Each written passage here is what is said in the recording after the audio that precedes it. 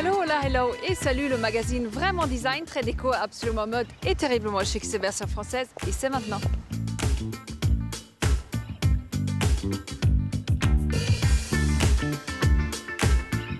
Cousin du piano, longtemps star des salons mondains, c'est le clavecin of course, aujourd'hui découverte de cet instrument qui n'a pas pris une ride.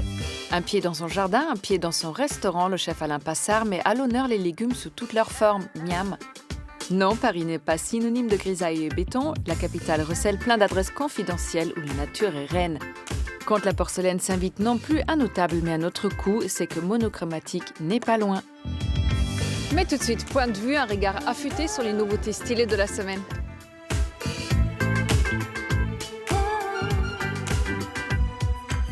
N'est pas Cendrillon qui veut, mais avec dessine-moi un soulier, on peut goûter un peu à ce rêve de princesse. Sur ce site, il est possible de personnaliser ses chaussures 100% made in France. Talons à paillettes, on ajoute un petit nœud en daim ou en cuir, le moyen de satisfaire toutes vos envies et de laisser cours à votre imagination. Et là, c'est sûr, la voisine n'aura pas les mêmes. On dit qu'on ne quitte jamais vraiment le nid et ce n'est pas ce bar nantais qui va nous prouver le contraire. Dans ce bar perché en haut de la tour de Bretagne, on peut rester assis dans le fond de sa coquille, façon Calimero, et observer le panorama sans avoir à déplier ses ailes. Attention, ne soyez pas surpris d'y croiser une cigogne géante. Peu souriants, arrogants, pressés, les habitants de la capitale ont parfois mauvaise réputation. Dans l'ouvrage de Anne de Chalvron, on y découvre les Parisiens de leur habitat naturel, leur appartement. Bien loin des revues et livres de décoration, ici pas d'inventaire de marques de rideaux ou de modèles de chaises, mais une histoire, un coup de cœur et beaucoup d'intimité. Les montres Laps ne font pas arriver le week-end plus vite, mais rendent l'attente plus sympathique. Elles portent bien leur nom car elles sont produites en série limitée juste pour un laps de temps. Chaque exemplaire est assemblé à la main en France et va du modèle le plus soft au plus loufoque affichant un chien explorateur de l'espace sur le cadran. Plus d'excuses pour être en retard.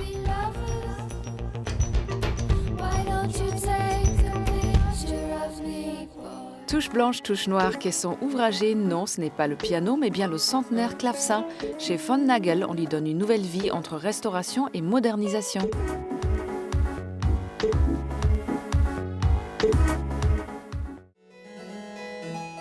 Quand on vous dit instrument à clavier, vous pensez d'abord piano? Eh bien aujourd'hui, on donne la parole à un instrument moins populaire mais tout aussi passionnant, dont l'itinéraire historique ressemble à un comeback inespéré. En effet, alors qu'il était l'instrument roi des cours européennes du milieu du XVIIe siècle à la fin du XVIIIe, le clavecin disparaît avec la Révolution française, puis se voit remplacé par le pianoforte. Au XXe siècle, après l'émergence d'un clavecin moderne, des personnalités du monde de la musique se passionnent pour l'instrument et décident de le ramener à la vie sous sa forme historique et traditionnelle.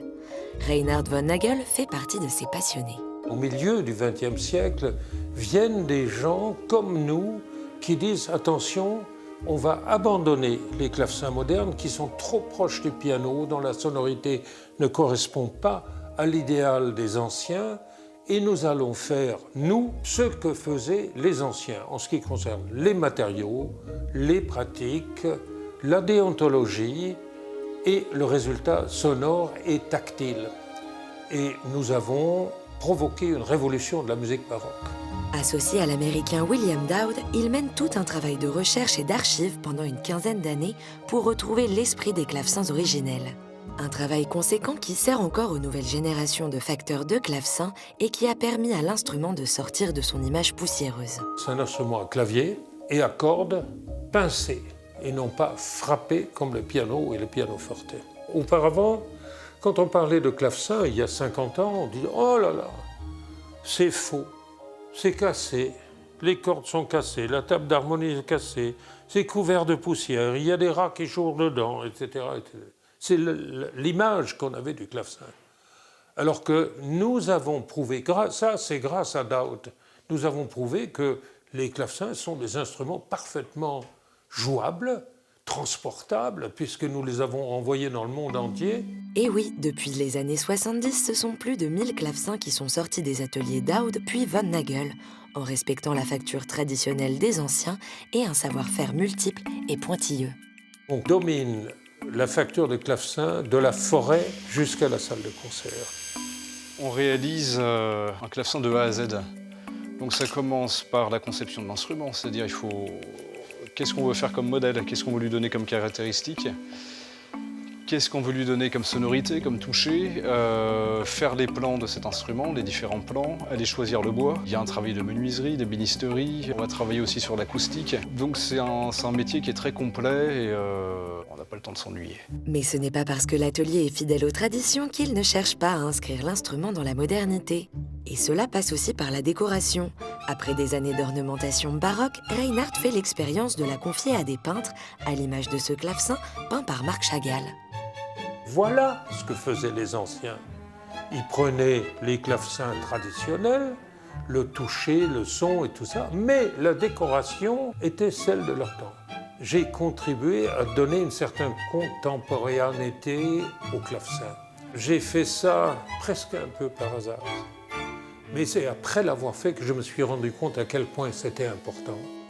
La renaissance du clavecin passe aussi par ceux qui le jouent, que la musique soit d'époque ou composée par des contemporains. Les clavecinistes et les facteurs de clavecin sont des compagnons de route. C'est-à-dire que nous avons besoin les uns des autres, nous nous influençons les uns les autres, que ce soit dans les choix musicaux, les choix esthétiques. Nous apprenons les uns des autres beaucoup.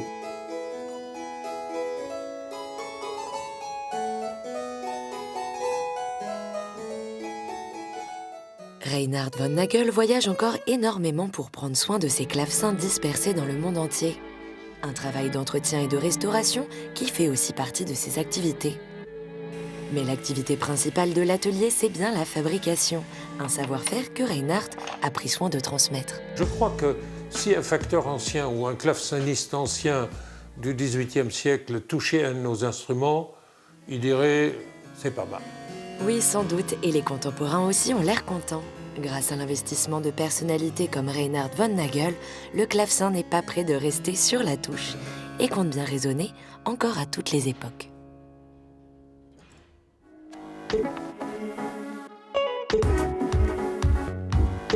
L'homme qui jongle entre les cuisines de l'Arpège et ses jardins, c'est le chef étoilé Alain Passard. Il nous emmène aujourd'hui dans un tourbillon de saveurs mêlant légumes oubliés et saveurs subtiles.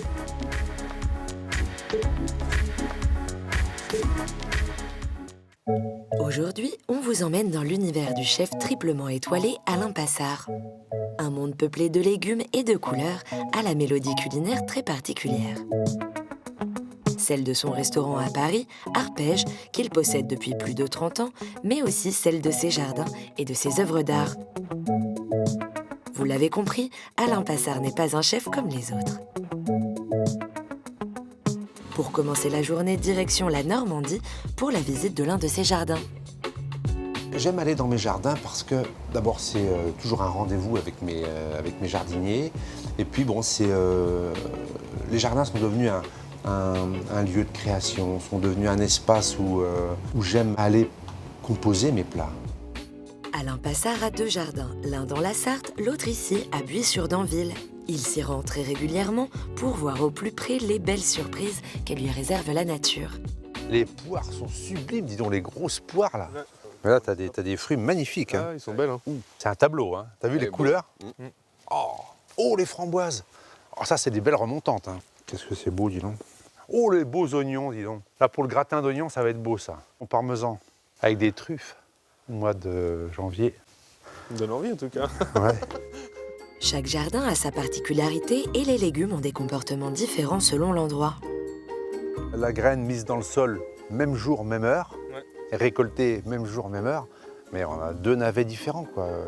Au niveau gustatif, olfactif, même esthétique. Hein. Bah, ce sont des êtres vivants. À nous de trouver le confort du légume, quoi. Le chef connaît aujourd'hui une véritable autonomie grâce à ses jardins. Au début des années 2000, sa cuisine a pris un tournant radical. Tout allait bien. L'Arpège était une rôtisserie. On venait d'avoir 3 étoiles en 96. avec une cuisine effectivement essentiellement basée sur le tissu animal. Et puis voilà, 98, 99, j'ai le sentiment d'être allé au bout, d'avoir lu un petit peu je dirais la dernière page du livre. Le chef prend alors du recul, fait le point et se rend compte qu'il a toujours beaucoup trop ignoré la cuisine végétale. Sa passion pour la peinture lui rappelle que la couleur est une source d'inspiration immense pour lui. Et là, c'est le déclic. Où est la couleur en cuisine? Dans le jardin. Et la porte s'ouvre. D'abord accueilli avec de l'incompréhension, ce renouveau fera le plus grand bien au chef et lui ouvrira les portes d'une créativité sans limite. Aujourd'hui, je mets au service du légume tout mon savoir-faire de la cuisine animale. Donc, une betterave, elle peut être cuite en croûte de sel. Un céleri rave, il peut être fumé. Un oignon, il peut être flambé. Vous voyez? Et pour moi, ça, c'est important. Faire du légume un grand cru, c'est le credo de cette cuisine qui replace la nature et les saisons au cœur du processus créatif. C'est une cuisine qui se renouvelle. Et ça m'intéresse. C'est le fait de dire, voilà, moi, j'ai qu'un restaurant. Par contre, il y a 4 temps forts dans ce restaurant, en fonction des saisons. C'est-à-dire que vous pouvez venir à l'Arpège en avril, en septembre, ça sera plus du tout la même maison. Et toujours dans ce souci de promouvoir la cuisine au rythme des saisons, Alain Passard propose aussi des paniers de légumes et des déjeuners privés dans le domaine. Après la balade au jardin, l'heure est à la dégustation. Expérimentation, nouvelles pistes, association de saveurs, on goûte, on sent, on teste. Ouais. Donc là, on a une très belle trilogie. Hein. Blé noir, châtaigne, sauge. Ça, c'est super. Allez, on commence la séance de dégustation. Hein? Ça, j'aime l'idée, toi, de ces 2 navets. Ah ouais. Je pense qu'il faut qu'on fasse un cœur d'autre chose. Un cœur d'autre chose. Hein, on est trop ton sur ton.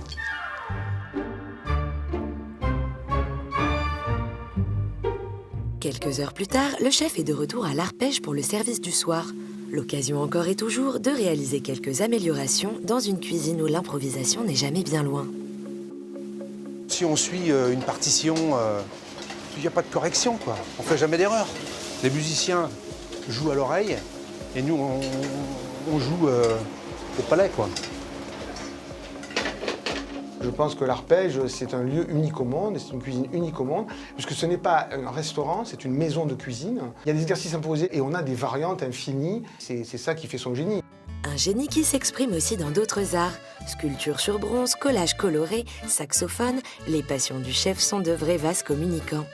Que l'on soit cœur d'artichaut ou bien haut comme 3 pommes, les multiples talents d'Alain Passard nous prouvent bien qu'il est important de cultiver notre jardin secret.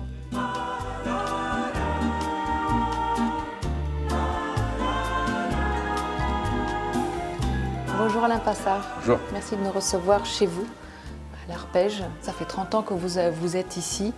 Vous êtes un fidèle? Bah, écoutez, j'aime cet endroit pour plein de raisons. Parce que j'ai appris à faire la cuisine ici avec notre regretté Alain Sandrins dans les années 70. Et puis que voilà, bah, quand il est parti pour aller au Lucas Carton, j'ai repris la maison parce que je voulais qu'elle reste un peu dans la famille, quoi. Alors au-delà de ce restaurant, au-delà des étoiles, 3 étoiles depuis plus de 20 ans, au-delà des potagers, du musicien que vous êtes, de l'artiste qui fait de la sculpture, des vitraux, des collages, au-delà de tout ça, il y a le geste. Il y a quelque chose, la main, c'est ce qui permet de créer, de produire quelque chose.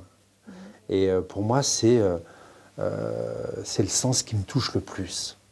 Et c'est ça aussi que vous transmettez à vos équipes, à vos jeunes. Il paraît que chez vous, il n'y a pas de recette, il y a une façon de faire. Alors comment on peut transmettre une façon de faire? Bah, disons que c'est vrai que j'aime faire la cuisine sans partition. Hein, parce que je pense qu'effectivement, pour revenir un petit peu au geste, à la main, je pense que la main a une mémoire. Et j'aime un petit peu offrir à mes assistants une part de créativité. Je n'ai pas spécialement envie qu'ils reproduisent le plat que moi j'ai pensé ou le plat que je fais. S'ils veulent rajouter une petite note à eux, j'en sais rien, une température, un assaisonnement, quelque chose qui leur appartient. mais qui est issue de leur créativité. Ça m'intéresse. Est-ce que cette fraîcheur permet aussi à votre cuisine d'être de plus en plus épurée, d'aller vers l'essentiel? On est, de toute façon, dans le respect des saisons, on est dans le gommage du geste. On efface la main. Pourquoi? Parce que quand on respecte les saisons, en gros, par saison, dans un jardin, vous avez une vingtaine de saveurs. Et je joue avec ces 20 saveurs. Quand je suis en janvier, en aucun cas, je vais aller chercher une tomate, un concombre ou un melon. Vous voyez, ça c'est important. Il y a 20 saveurs par saison, on joue avec les 20. On n'en sort pas. À nous après de gommer le geste. Mais il va s'effacer tout seul, parce qu'il y a moins de produits. Et donc vous faites des choses beaucoup plus justes, parce que quand on joue avec la saison, les accords se font tout seuls. Contrairement à vos confrères, vous êtes chez vous, dans votre restaurant en cuisine. Vous ne voyagez pas pour exporter le savoir-faire français dans d'autres pays. Vous avez choisi de rester ici, de dire, voilà, moi je suis dans ma cuisine avec ma brigade et je travaille. Vous l'avez dit, c'est un choix. J'ai choisi. C'est un choix de vie. C'est un choix de vie. Moi, j'aime être chez moi, dans ma maison. En plus de ça, je pense que je ne saurais pas le faire. J'admire énormément tous ces chefs qui réussissent à l'étranger, qui ont plusieurs maisons. Mais moi, je me plais chez moi. Ouais, c'est pas pour moi. Je me plais chez moi. J'aime mettre les mains dans la casserole. J'aime être avec mes équipes. Ouais, non, je serais malheureux. Alors, décrivez-moi ce que vous feriez avec le légume du jour, le légume que vous avez vu ce matin. Oh bah, le céleri rave. Céleri rave. Céleri rave. Céleri rave. Carpaccio de céleri rave et poire aux noix fraîches. Vous me donnez envie, là, vraiment. C'est dur, la là. trilogie est très belle. Et c'est une trilogie de saison, Ouais. puisque les poires tombent dans les champs de céleri. J'ai rien inventé. Il y a le noyer qui est à côté. Le plat est fait. Merci beaucoup, Alain.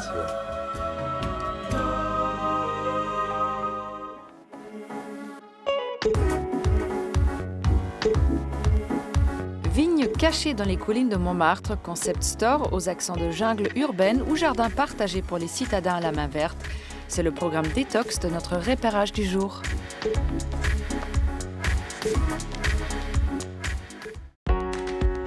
Repérage, c'est votre rubrique des nicheuses de bons plans parisiens. Cette semaine encore, on a marché, couru, rampé, arpenté, cheminé, exploré pour vous faire découvrir un Paris agricole. Du vin, des plantes vertes et des légumes made in Paris, nous avons récolté les meilleures adresses. Pour commencer, rendons-nous dans l'un des quartiers les plus visités de la capitale. Montmartre, sa basilique, ses artistes, et niché sur le versant nord, ses vignes. Alors dans les années 1900, le quartier de Montmartre était un vignoble. Petit à petit, les promoteurs immobiliers se sont accaparés de certaines parcelles qu'ils ont fait construire. Et petit à petit, les gens ont vu que leur patrimoine faiblissait, donc ils se sont battus pour garder une parcelle, pour garder cet héritage, ce patrimoine au niveau de la viticulture. C'est la seule qui reste sur tout Montmartre pour faire du vin. Oui. Un vin peu ordinaire puisque cette vigne avait été laissée à l'abandon. Il a donc fallu la replanter entièrement avec différents types de vignes, c'est ce qu'on appelle des cépages. Cette vigne, elle est faite de 25 cépages différents qui est venue un peu des viticulteurs de toute la France quand elle a été replantée en 1932. Donc c'est pour ça qu'on a une grande diversité de cépages et de raisins, mais on arrive à en sortir un bon vin quand même. Et c'est tout l'enjeu, car en France, le vin est composé généralement de 1 à 4 cépages différents. Avec les raisins de Montmartre, on produit un vin rouge et un vin rosé qui sont vinifiés dans la cave de la mairie du 18e. Et tous les ans, début octobre, l'arrondissement célèbre les vendanges. Que vous soyez parisien ou non, vigneron ou plutôt tireur de bouchons, vous êtes tous conviés à cette fête solidaire dont les bénéfices sont reversés aux associations du quartier. Et pour ceux qui n'ont pas vraiment la main verte, rendez-vous dans le 4e arrondissement. Ici, on retrouve des cadeaux, des souvenirs et des plantes. Dans cette boutique de déco, les créatrices sublimaient leurs produits en mettant de la verdure, jusqu'au jour où un client a demandé le prix de la plante. Besoin d'un cadeau original? Ça tombe à pic. Ici, vous trouverez tous les végétaux les plus simples d'entretien qui décorent autant le sol que le plafond. Des plantes pour faire passer des messages, et certaines sont même à la pointe de la mode. Tenez, voilà la plante qui fait fureur sur les réseaux sociaux. Et celle-ci, c'est la langue de belle-mère. Ou encore celle-là, dépolluante. Voilà, vous avez de quoi faire de votre petit nid une vraie jungle urbaine. Et maintenant, que diriez-vous de mettre vous-même la main à la terre? Entre les immeubles du 18e, sur un terrain de la mairie inoccupé, Amandine a fondé les jardins partagés. Autrement dit, un jardin qu'elle cultive avec ses voisins. On a monté une association, on a réuni d'autres personnes du quartier qui étaient aussi motivées par l'idée. Et on a du coup petit à petit imaginé un potager qui serait collectif, parce qu'on ne voulait pas chacun avoir notre petit lopin de terre, mais plutôt travailler ensemble. On n'est pas du tout des jardiniers experts en agriculture, et on avait envie au contraire de se dire on va retourner à la terre, essayer de travailler un peu le jardin, voir comment on peut faire pousser nos légumes. Et ici, pas de guide du bon jardinier. On teste toutes les techniques, quitte à être complètement dans les choux. Et l'expérimentation se fait aussi au niveau des plantes. Et on ne plante que des variétés anciennes de légumes au jardin. Donc on essaye vraiment de perpétuer les variétés traditionnelles. Donc par exemple, sur les tomates, on va cultiver des tomates noires de Crimée, des tomates jaunes. On va mettre de la capucine pour faire fuir les pucerons. De la même manière, on va mettre de la bourrache pour enrichir le sol. On va vraiment travailler comme ça sur plein de petits types de cultures. On apprend, on progresse, on teste, mais au final, qu'est-ce qu'il reste dans votre panier? Des récoltes, on se les partage. Alors on se partage aussi beaucoup des recettes. Souvent, on utilise les produits du jardin pour créer des moments conviviaux ensuite ensemble, d'apéro ou de goûter, où on va manger ensemble les produits du jardin.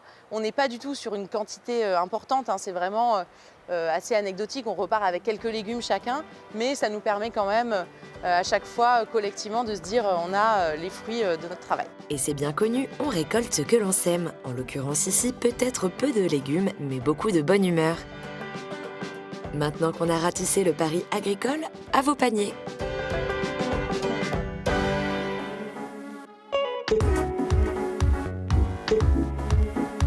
Mobile aérien, chewing-gum mâchouillé, boîte d'allumettes entamée, leur point commun, la porcelaine. Isabelle Chêne apporte de la poésie en travaillant ce matériau pour en faire des beaux bijoux poétiques.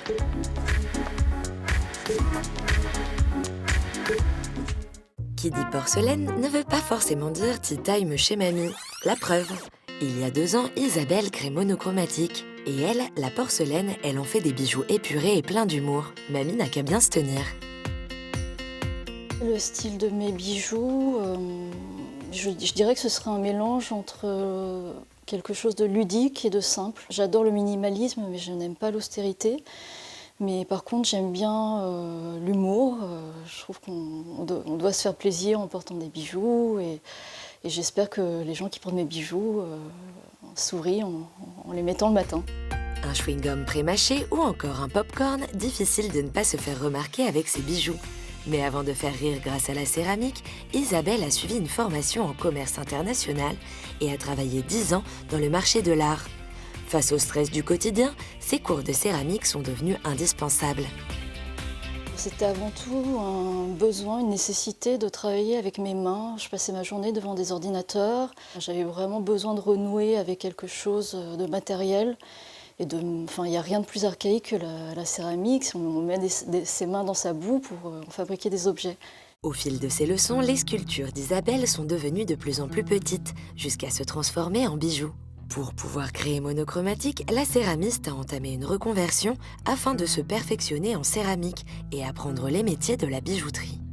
J'ai suivi une formation auprès d'une céramiste très reconnue qui s'appelle Nathalie Domingo, qui est spécialisée dans la porcelaine. Elle travaille à Sèvres. Et en parallèle, pour me former en bijoux, j'ai suivi une autre formation avec une bijoutière qui s'appelle Anne Couteau et qui est sur Paris. Pour ces bijoux, Isabelle utilise de la porcelaine de coulage. Comprenez la porcelaine liquide, mais aussi la porcelaine en pain. Non, on ne parle pas de baguette. Petite explication.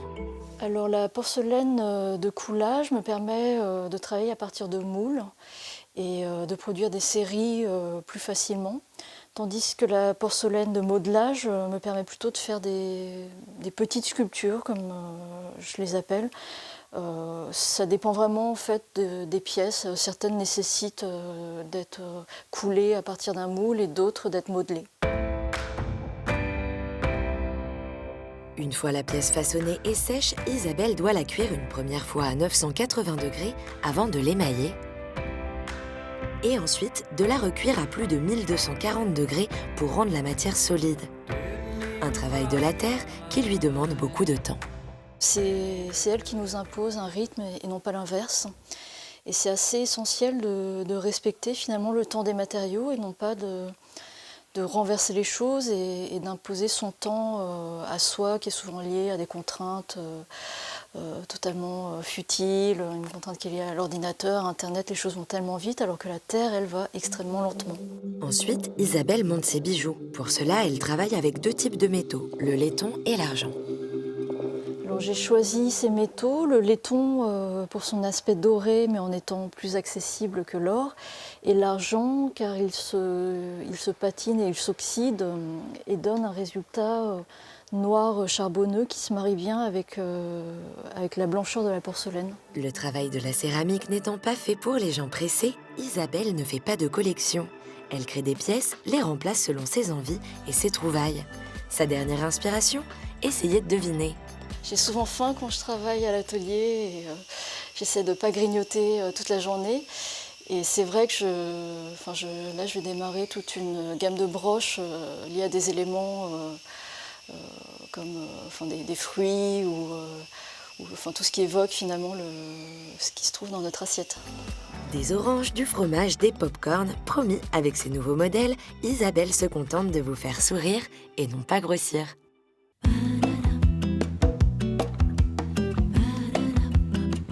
Version française est déjà finie, mais on se retrouve très vite et n'oubliez pas, restez chic toujours. Bye!